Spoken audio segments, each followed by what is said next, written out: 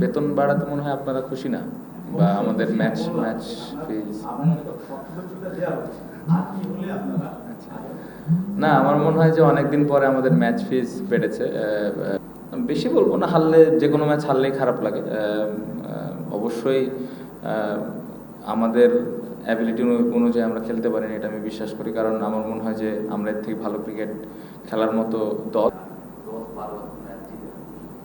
অবশ্যই ডিসঅ্যাপয়েন্টিং। আমার মনে হয় যে ওভারঅল যদি পুরো ম্যাচটা আমি বিশ্লেষণ করি, আমরা খুব একটা ভালো ক্রিকেট খেলিনি, এবং যার কারণে ম্যাচ হারা।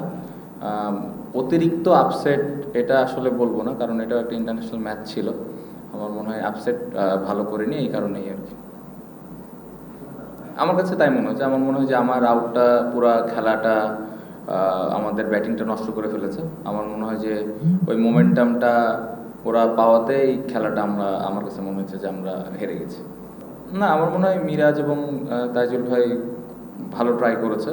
অসম্ভব ভালো বোলিং করেছে। আমার মনে হয় বোর্ডে এই ধরনের রান থাকার পরে যেভাবে ওরা বল করেছে, অবশ্যই ক্রেডিট দিতে হবে। বাট আমার কাছে মনে হয় যে বোর্ডে এনাফ রান ছিল না। বেশি বলবো না, হারলে যে কোনো ম্যাচ হারলেই খারাপ লাগে। অবশ্যই আমাদের অ্যাবিলিটি অনুযায়ী আমরা খেলতে পারিনি, এটা আমি বিশ্বাস করি। কারণ আমার মনে হয় যে আমরা এর থেকে ভালো ক্রিকেট খেলার মতো দল। এই জন্যেই ডিসঅ্যাপয়েন্টেড। অনেক বেশি খারাপ লাগছে এই ম্যাচ হেরে, জিনিসটা এরকম না। নর্মালি যেরকম ম্যাচ হারলে খারাপ লাগে, আজকেও খারাপই লাগছে। না, দেখেন, আমাদের তো কাজ হলো রেগুলার পারফরমেন্স করা, দলকে জেতানো, এটাই আমাদের কাজ। এখন আমাদের খেলা কে দেখাবে না, এটা নিয়ে আসলে আমরা খুব বেশি একটা চিন্তা করি না। আমাদের কাজ রেগুলার কীভাবে আমরা ভালো খেলতে পারি, যেটা আমরা পারছি না। না, অবশ্যই আমার মনে হয় এরকম স্পোর্টিং উইকেটেই খেলা উচিত। উইকেট খুবই ভালো ছিল। ব্যাটসম্যানদের জন্যও যেরকম সুবিধা ছিল, বোলারদের জন্যও টুকটাক হেল্প ছিল। সো আমার মনে হয় যে এখান থেকে আসলে আবার পেছনে তাকানোর প্রয়োজন নেই। আমার মনে হয় যে সামনের ম্যাচে ওই ধরনের উইকেট থাকাই উচিত, এবং আমি বিশ্বাস করি যে আমরা সামনের ম্যাচেও এই ধরনের স্পোর্টিং উইকেটেই খেলবো।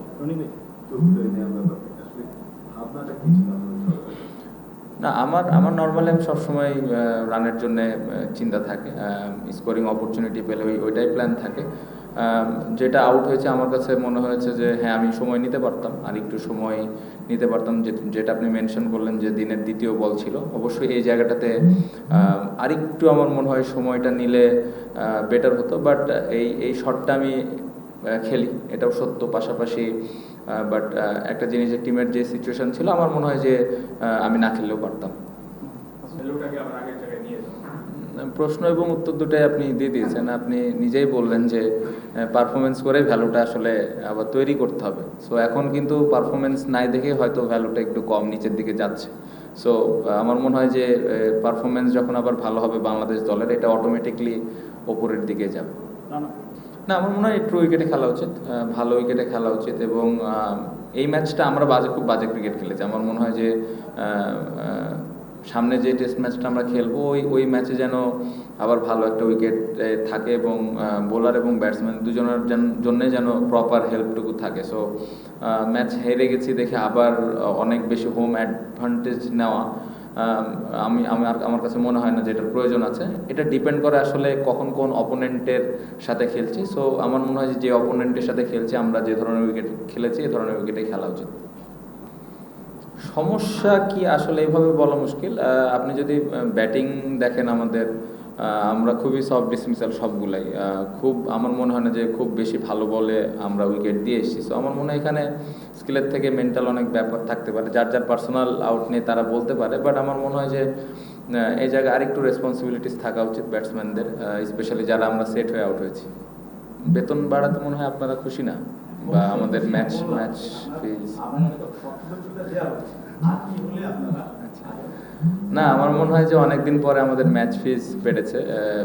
বোর্ড হেল্প করছেন আমাদের, এটা অবশ্যই এটা অ্যাপ্রিসিয়েট করার মতো বিষয়।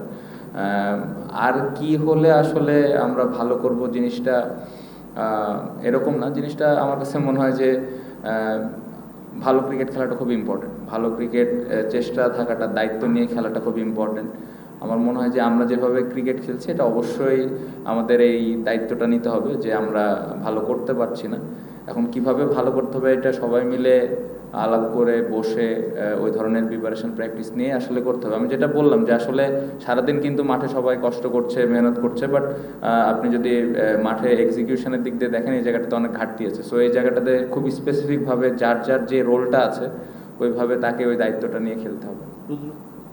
ভাই আপনি যেটা বললেন যে এক্সপিরিয়েন্স ক্রিকেটার, অনেক বছর ধরে খেলছেন, শুধুমাত্র যে উনি ব্যাটিংয়েই কন্ট্রিবিউট করেন দলকে সেরকম কিন্তু না। আসলে যখন উনি ফিল্ডিং করেন বিভিন্ন ধরনের কিন্তু প্ল্যানিং এর সাথে উনি পার্ট একটা থাকেন। সো বোলারদেরকে হেল্প করা বা যখন উনি ব্যাটিং করেন ব্যাটসম্যানদেরকে হেল্প করা বা যখন আমরা প্র্যাকটিস করি ওই সময় কার কী ল্যাকিংস আছে এই বিষয়গুলো নিয়েও কিন্তু আলাপ হয়। অবশ্যই তার ব্যাটিংটা অনেক ইম্পর্ট্যান্ট, বাট তার মাইল ফলক বা তার অতীতের এক্সপিরিয়েন্স এরকম কোনো কিছু চিন্তা আমি করছি না, আমার মনে হয় উনি নিজেও করছেন না। উনি চেষ্টা করছেন অবশ্যই প্রতি ম্যাচে যেন দলকে কন্ট্রিবিউট করা যায়। সো আমি আশা করব যে সামনে যে সুযোগ আছে, আর একটা ম্যাচ আছে, ইনশাল্লাহ উনি ঘুরে দাঁড়াবেন এবং কন্ট্রিবিউশনের দিক দিয়ে আমি স্টিল আশা ছাড়ছি না, কারণ এরকম অনেক সময় আছে গেছে ওনার, আবার ওখান থেকে ফেরতও আসছেন। সো আমার মনে হয় যে উনি ভালোভাবে ফেরত আসতে পারবেন। দেখেন, প্রফেশনাল ক্রিকেটার অবশ্যই মোটিভেটেড হইতে হবে, আর আসলে মোটিভেটেড দিয়ে আসলে খুব একটা কিছু হয় না, সত্যি কথা। আবার ওই যে যে জায়গায় ভুল করেছে ওই জায়গাটা যেন আবার ভুল না হয় এটা নিয়ে কাজ করতে হবে। বাট আজকের ম্যাচ নিয়ে যদি আমাকে পার্সোনালি জিজ্ঞেস করেন, অ্যাজ এ ক্যাপ্টেন হিসেবে পুরো ম্যাচটা আমি একা হারাই দিছি, সত্যি কথা। কারণ সকালের ওই আউটটাতে আমার মনে হয় পুরো খেলাটা নষ্ট হয়ে গেছে। কারণ ওইখানে যদি একটা 50-60 রানের পার্টনারশিপ হইতো তাহলে হয়তো 220-220 প্লাস রান হলেই কিন্তু আমরা হয়তো একটা ভালো অবস্থানে থাকতাম, যেটা সকালে আমার একটা ইন্টারভিউ আমি বলেছি ব্যাটিংয়ের আগে। সো আমার মনে হয় যে এই পুরা ম্যাচের আসলে আমি সবার দিকে আসলে যেতে চাই না, পুরা দায়ভারটা আমি নিতে চাই, কারণ খুব বাজে সময় আমি আউট হয়েছি। না, অবশ্যই ভালো বল করেছে, এটা অবশ্যই মানতে হবে। ওর হাইটের একটা অ্যাডভান্টেজ তো থাকেই। আমার মনে হয় স্টিল যেহেতু ওই ভালো বল করছিল, অ্যাজ এ ব্যাটিং ইউনিট আমাদেরকে আরেকটু দায়িত্ব নিতে হইতো, তার এগেনস্টে আর একটু ভালো প্ল্যান করার প্রয়োজন ছিল, কারণ সেই ওদের মেন বলার ছিল। সো ওই মেন বলারকে কীভাবে আমরা ওর স্পেলগুলো হ্যান্ডেল করবো এটা গুরুত্বপূর্ণ ছিল, যেটা আমার মনে হয় যে আমরা কিছু সময় করেছি বাট লম্বা সময় ধরে করতে পারিনি। Thank you.